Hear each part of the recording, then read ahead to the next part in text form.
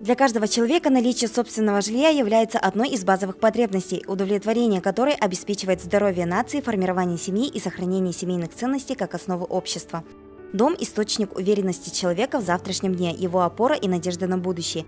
Общество с ограниченной ответственностью «Строймонтаж-2002» предлагает вашему вниманию инвестиционный проект по комплексной застройке 84-го квартала города Якутска. В ходе реализации данного проекта планируется сформировать современный жилищный фонд, который сможет разместить более 8 тысяч жителей. В этом квартале запланировано введение в эксплуатацию на земельном участке в 11 га 11 новых жилых зданий по 16 этажей. 7 из них будут оборудованы встроенными гаражами. Общая площадь составит 177 тысяч квадратных метров, в том числе 3652 квартиры.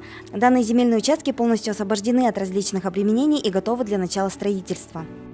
Предлагаем застройщикам, а также заинтересованным инвесторам принять участие в данном инвестиционном проекте. Объем инвестиций, необходимых для участия в данном проекте, составляет от 18 миллионов до 600 миллионов рублей. В настоящий момент проходит прединвестиционный этап. Проект планировки и проект межевания данного квартала утвержден окружной администрацией города Якутска.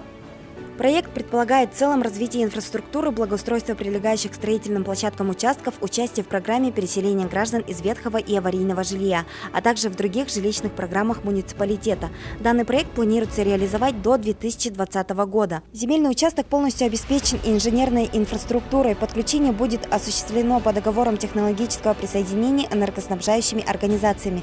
Также на территории предусматривается строительство трехэтажного детского сада на 500 мест, трехэтажной школы на 900 мест и возведение объектов социально-культурного быта.